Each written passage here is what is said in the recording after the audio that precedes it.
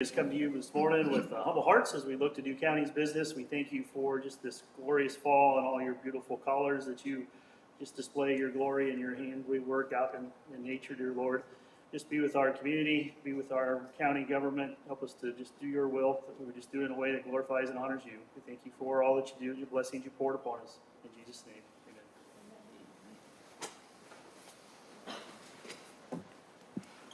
Good morning, everybody. We'll call the meeting to order and look for a motion for the signing of the claims and minutes. So second.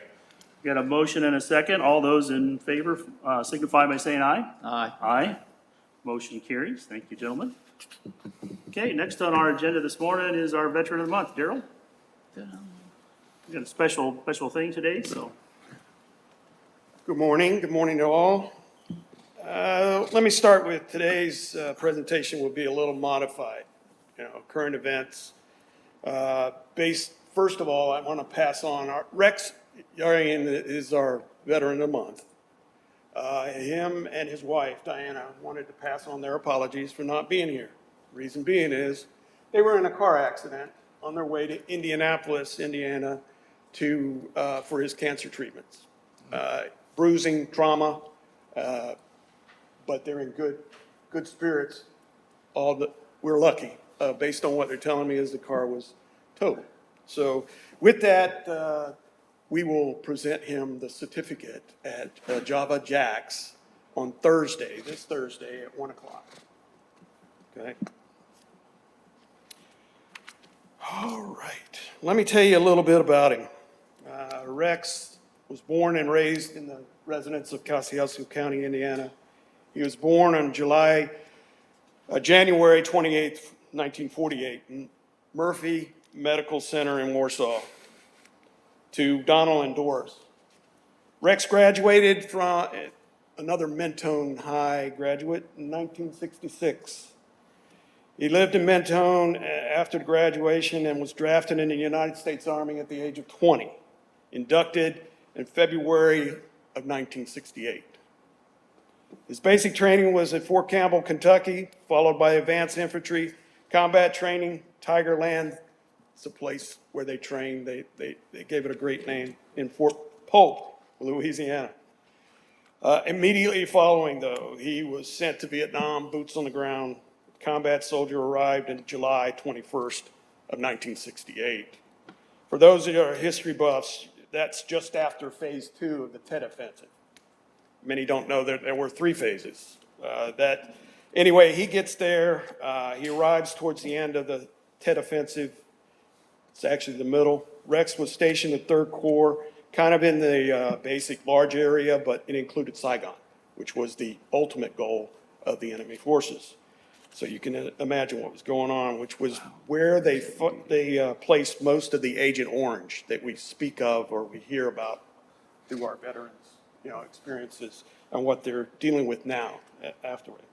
While on active duty, Rex received several awards: National Defense, Vietnam Service Medal, with 3 Bronze Stars. That means he was with 3 campaigns involved in there. The key one is the biggest one is the Army Commendation Medal V-Device. That's for valor. And along with the Combat Infantry Badge, that is only earned with direct contact with enemy forces. Upon returning in Vietnam on July 18, 1969, Rex was stationed at Fort Hood, Texas. Now he returns just before the phase 3 of Tet Offensive. So there's some luck going on here too, because the phase 3 was the most devastating pieces of it, and Saigon was close to seeing its end, even though it lasted for a short period after. Rex proudly served his country and returned to Mentone upon release from his service, where he has continued to live for many years. Rex and his lovely wife, Diana, will be celebrating 50 years of marriage in November. That's a remarkable feat. They have 2 wonderful children, each, they stress this, each giving Rex 4 grandchildren. a total of 8 amazing grands. Rex is fighting non-Hodgkin lymphoma cancer as a result of his exposure to Agent Orange. He has been courageously battling cancer for the last 12 years. And so, again, we will present him the certificate on Thursday at Java Jacks at 1 p.m. For a minute, I would like to talk to you about another thing that's moving towards, as we know, Veterans Day is in November, and November 11th.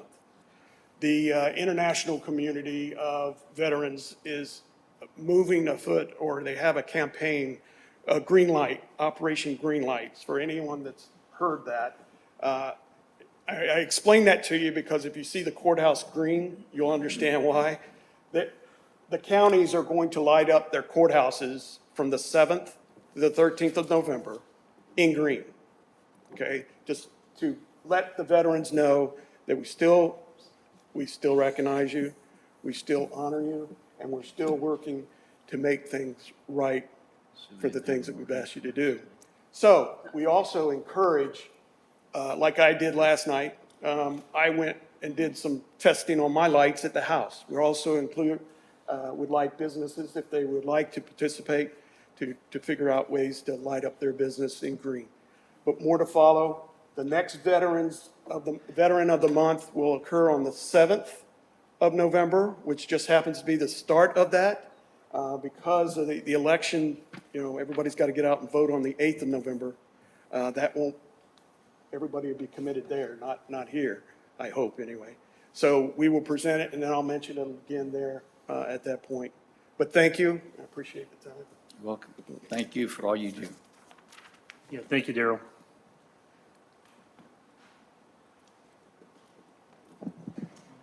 So next on our agenda this morning is Bowen Center. Jay?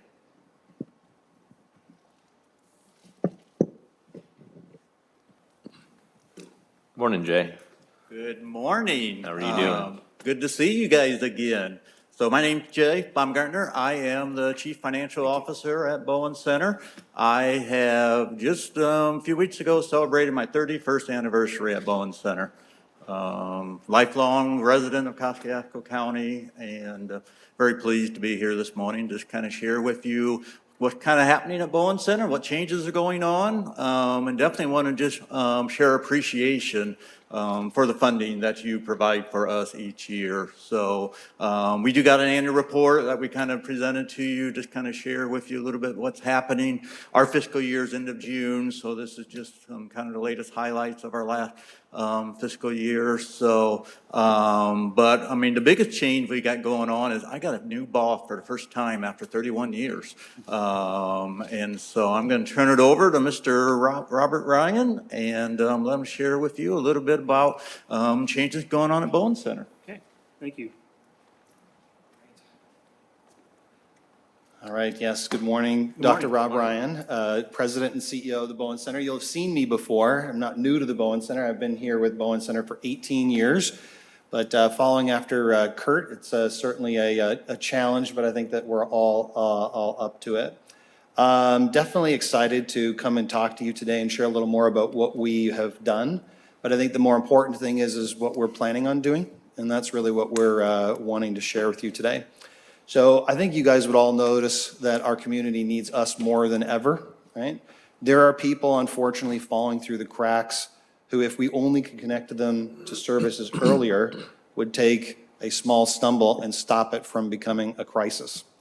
The National Association of Mental Illness estimates that medication and therapy is as effective as around 70 to 90%, depending on which mental illness we're talking about, which is equal to or greater many of their physical health outcomes, things like coronary heart disease, COPD, or diabetes. And the challenge with that is we know that if a person's in even more difficulty, let's say that they're thinking of taking their own lives, that if they were to go to our inpatient unit in Pearston, that we're over 99% effective, well above that, in stopping them from taking their own lives. While we're proud of that, what about the people who don't come to us? Right? They suffer in silence. Maybe they tell their primary care doctor, and worse, they may end up taking their own lives. They do this because of the stigma attached to mental illness. We're committed to finding those people and getting them the life-saving or life-returning treatment that we provide. To do that, though, we're going to have to add to what we do. We need to change the reputation, and we need to change our reputation, and we need to provide new services that meet people where they're at when they're in crisis. We can't do that alone, though, and we need to make sure that we're collaborating with others to break through that stigma. Something that Jay, Shannon, and I are committing to is finding new ways to work closely with our schools, social services, and local government. While we provide in-school services and prepaid services to every student here in Kosciuszko County, we met with Warsaw School leadership this summer to find new ways to get in front of parents and students. We're collaborating with agencies to find new ways to meet people earlier in their crisis to make sure we get them a better outcome.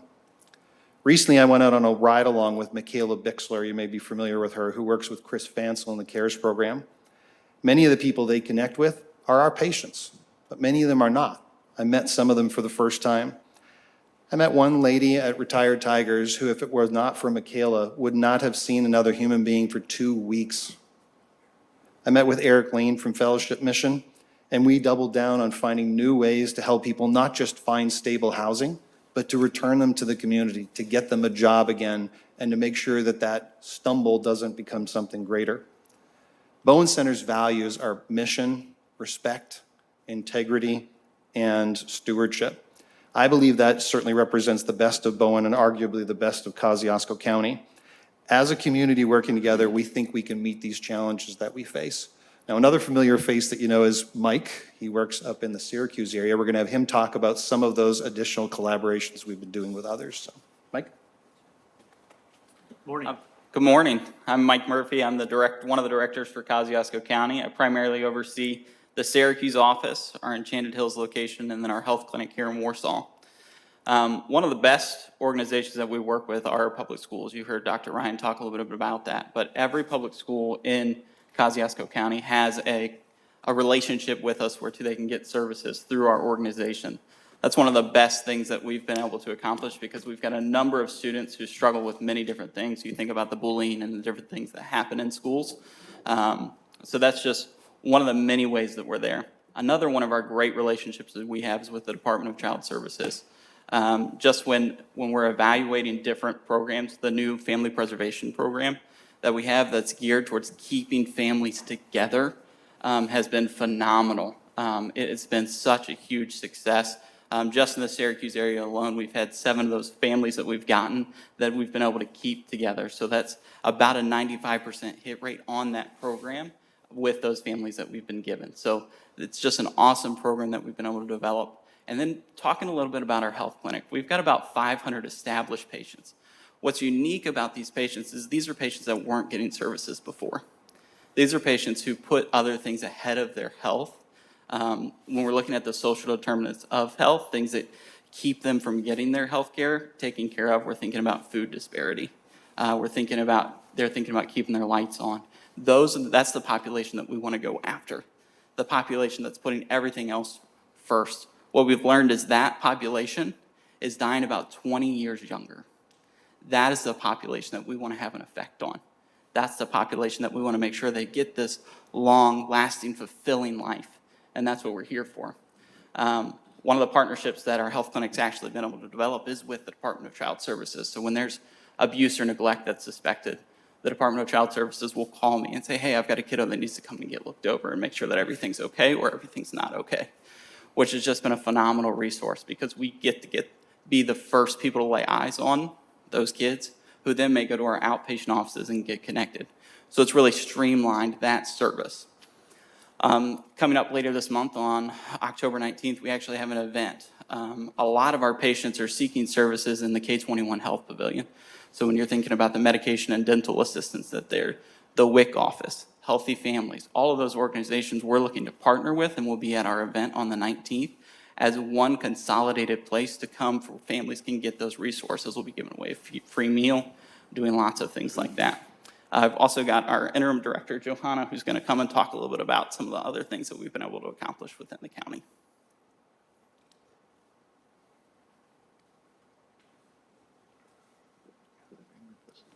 Morning. Good morning. Good morning. Morning. My name is Johanna Hendricksey. I'm currently serving as the interim director at our Warsaw office here in town. I was asked just to highlight a recent success that we've experienced, and I wanted to highlight the JCAP program and our partnership with JCAP and just how we've been able to re-engage with that program over the last year. Last fall, we started by having one of our pre-masters interns go into the jail and do a 2-hour-a-week process group. That went very well. And since then, Courtney and I have continued to work closely. And when there was an additional need where the existing provider had to reduce their services, she immediately reached out to me and Bowen to see if we could send in another therapist to provide those additional services, seeing that they are still needed and valuable members of our community. I'm glad that Dr. Ryan and Mike already pointed out the school partnership. I also wanted to mention that as well. Just in Warsaw Community Schools alone, the number of students utilizing those student assistance program sessions increased by over 200% this last school year from the previous year. So there's no denying the need is there. When I think about where the need of our community is growing the most, sadly, I do think it's among our children and our students. So again, we feel privileged that we partner with the schools, and that's just Warsaw. That's not Tippy and Wawasee as well. I do think the need is definitely growing, but I think that that data and the increase in what we're seeing come through our office also speaks to the relationships that we're intentionally building with the folks in the schools.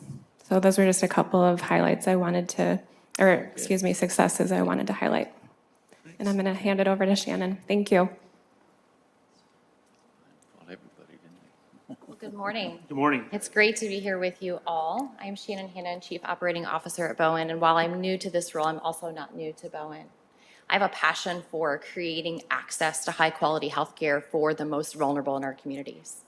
We've seen Kosciuszko County continue to invest in Bowen Center and trust us with your most vulnerable. And in turn, we're investing back in the community by expanding our services, as Dr. Ryan and Mike and Johanna have outlined for you. But we're also doing it in other ways, which are expanding those services. And you'll also see new footprints across the county.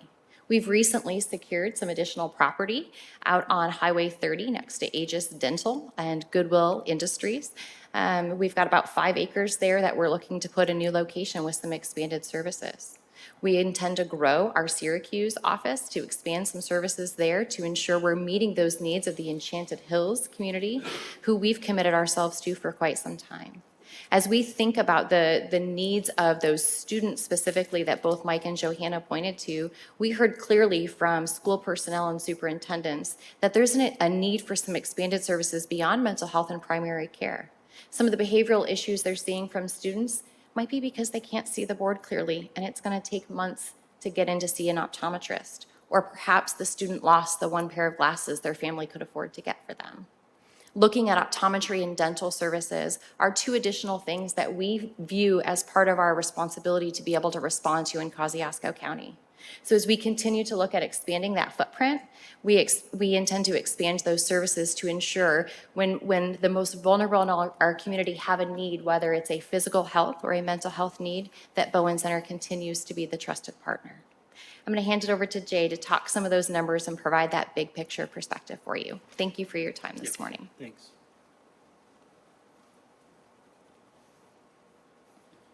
I'm certainly having a hard time getting used to being called the elder statesman at Bowen Center. I don't think I'm that old yet, but I definitely am more excited today than I've ever been in my career at Bowen Center. The avenue we have to touch more patients is just downright exciting. And we're really looking forward to being able to touch those lives, get them in for services, getting them the help that they need. Biggest challenge that Bowen Center has, I think like anybody else, is staffing right now. Finding enough help to meet the needs in the communities. That's where your funding really comes in and helps us be able to pay our staff more, be able to utilize those funds to provide the free care. We gave over 2.6 million in free care just in Kosciuszko County here this last year.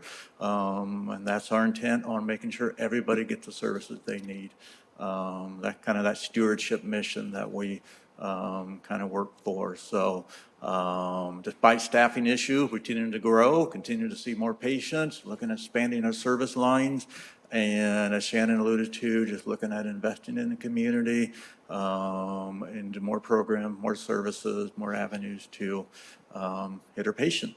So I'm going to turn it over to Rob to kind of finish it up, and then we can answer any questions. Great, thanks, Jay.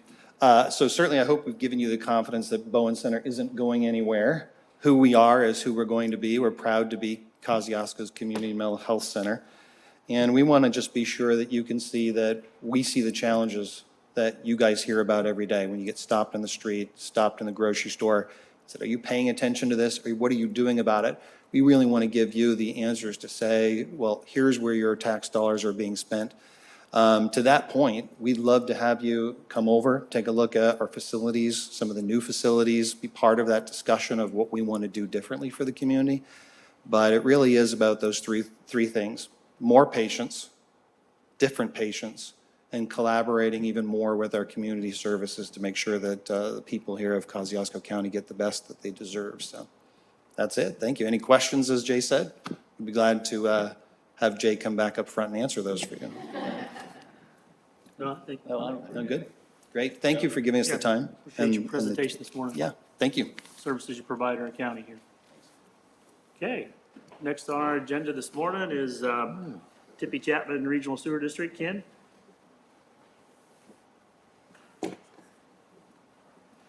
Good morning. Good morning. Morning, Hey, Ken. thanks for putting us on your agenda. We'll try to be brief.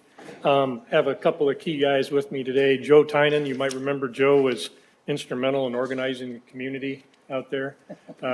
He's still a player and now going to be a customer. And then, of course, John Tyler, who's also instrumental in initiating the project. He serves the district as the chairman of the district trustees. So I'm just going to give you a couple of things here. We appreciate your trust in us and the property owners to advance this project. Probably going to rank right up there with one of the larger, if not one of the largest, maybe the largest infrastructure project that's occurred here in the county, that I know of anyway. So project went forward. We were delayed a little bit in 2020 due to COVID. But throughout that process, you helped us populate the trustees board, and coming out of 2020, they went to work head on and didn't waste any time. So we pulled the design together, working with that group, sometimes multiple meetings in 1 week to make sure we were making progress continuously, leading to a successful bidding this year, and now to closing on the funding, and we're getting ready to, I think we are scheduling the pre-construction hearing, or pre-construction meeting here in the next few days. So project, originally, we had it somewhere between $37 and $43 million. We probably bid the project in one of the worst economic conditions that we could have. However, our partnerships with the funding agencies didn't allow us to introduce any delay. So we kept pushing forward. So the project, when the bids were open, came in at $51 million. We had a partnership with the USDA that was all prearranged. They provided $11 million in grant and $20 million in very low long-term interest loan. That was somewhere the 1.8, 1.9% for 40 years. The State Revolving Loan Fund, who's been a good partner here in Kosciuszko County in the past, provided $2.5 million in grant funds and $17.5 million in zero interest loan for up to 35 years. So we closed the gap in every way, and we were able to hit pretty close to our target rate. I think you might have remembered somewhere between $80 and $90. Later, it kind of went up to $85 and $90, and we landed at 88. So that's the annual or the monthly rate for the sewer system. So we should be pretty happy with that, given the conditions. And you should also feel comfortable that we, and you, with your help, we wouldn't have been able to advance the project. So we will have a visit with the county council and have the same dialogue with them. But I think from an overall project success, I think you've helped us pull that off. The one thing you should know is the property owners also were key to advancing the project. Overall, I think we met with probably 75 to 80% of the property owners with our team, making sure that we got their input during the design phase. And then actually have developed agreements with about 97% of those property owners for access to their property. So that was pretty good. And all that happened within the course of the project, within the timeline we expected. So it's been a good project, and we're looking forward to building it out over the next 18 to 24 months. So Joe and John both wanted to have a word with you, but I appreciate your trust, and it's been a good project. Yes, So- very good.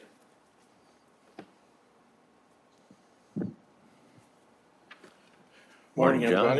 everybody. John Tyler, I'm the current board president of the Tippecanoe-Chapman Regional Sewer District. I want to come before you and thank you for your efforts to make this board happen, make this project happen.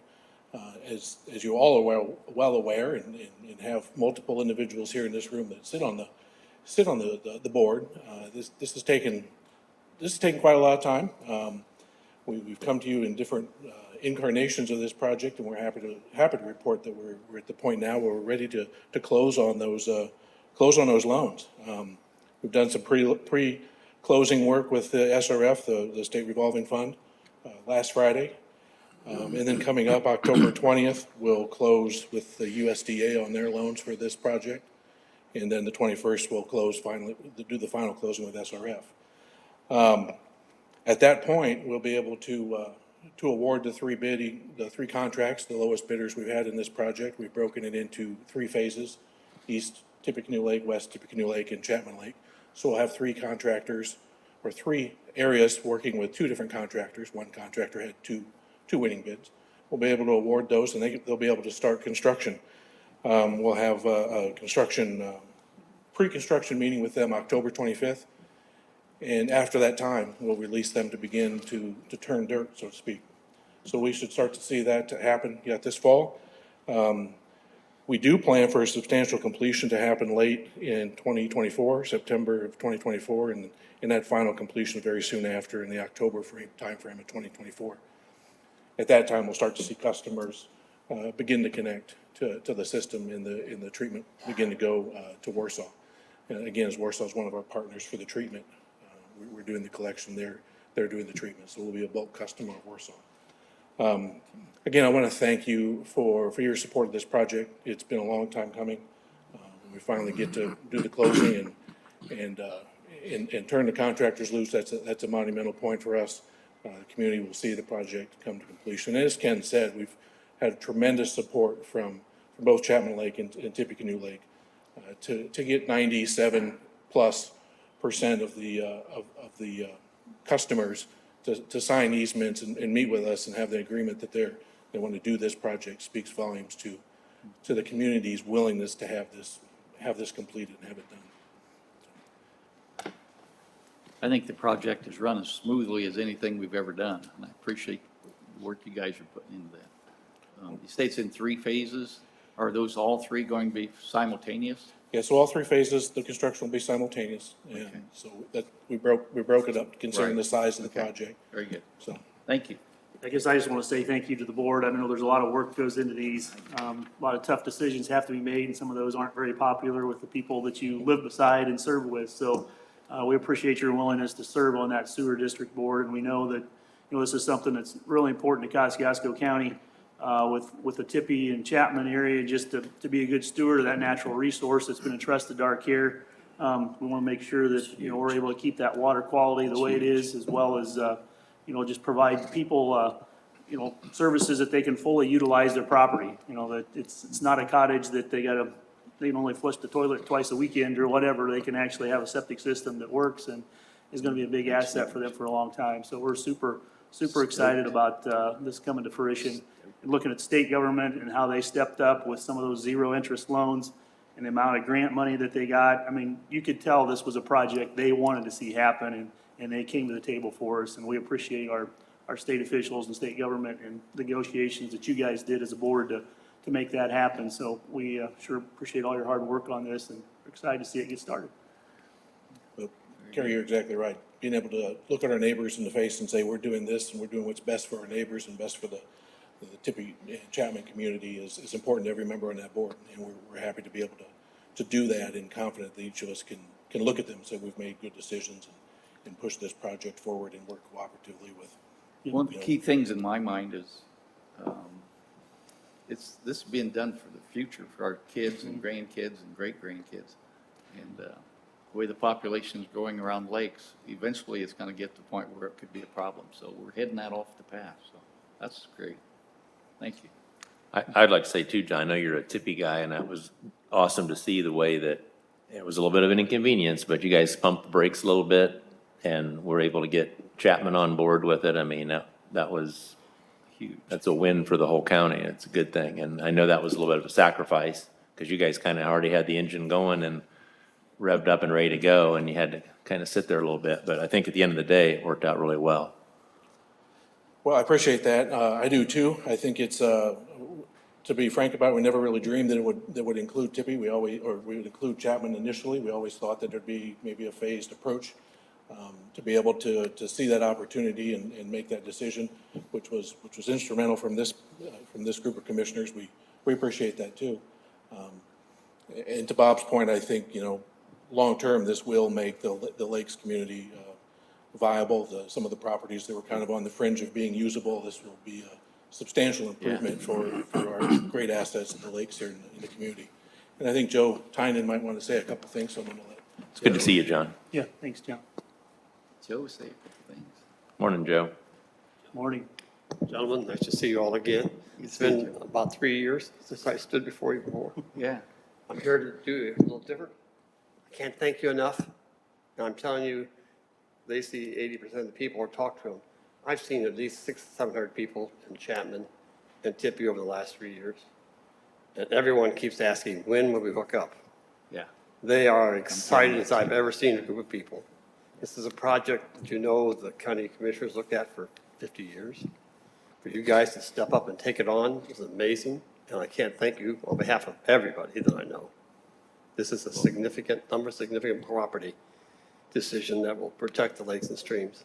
And from watershed perspective, it's been their #1 project ever given to them by the DNR when they signed up, formed a watershed, and it included in the Chapman that that's the #1 project to get done. It's the single largest thing that takes huge capital, and it takes you guys to step up and do it. So thank you very, very much for everything. You're welcome. And I Thank you. apologize for all the problems I may have thrown at you back 3 years ago, but it was the only way we could get the project put to this level and get done. Thank you. That's why Make we're an here. omelet, you make an omelet, you got to crack some eggs, and you crack some eggs, so, okay. Thank you, guys. Thank you.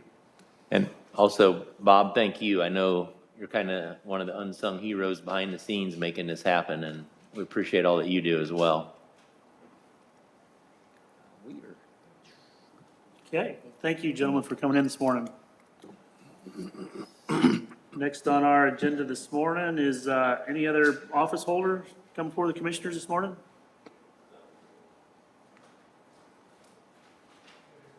Okay, hearing none, we'll go to county attorney. No public report. Okay. Next on our agenda, I know our administrator's gone. We've got a couple things. Our first one is our Warsaw Community School Memorandum of Understanding. This has to do with our public safety communication towers. Pretty much, they're allowing the county to use some of their property, or at least part of their property down at the Claypool site for the tower. but it also allows them to have space then on the tower to be able to tie their communication systems for their transportation, for their buses on the towers that we have. So it's one of those things kind of working together back and to accomplish this, so we appreciate their efforts, but look for a motion to approve the memorandum. So moved. Second. We got a motion and a second. All those in favor signify by saying aye. Aye. Aye. Motion carries. Thank you. Then next on the agenda was, we needed an appointment for our JRAC committee, and we chose Austin Rosenstein to sit on that committee for us. So look for a motion to approve his appointment. Okay. I would make that motion. I'll second it. So we got a motion and a second. All those in favor signify by saying aye. Aye. Motion carries. Thank you. And then we got Michelle on the list here. Okay, thank you. Thank you, Michelle, for all you do. Steve? And your staff. Okay. Looks like any other further business coming before the commissioners this morning? Hearing none, we'll see you back here on the 25th. Thank you.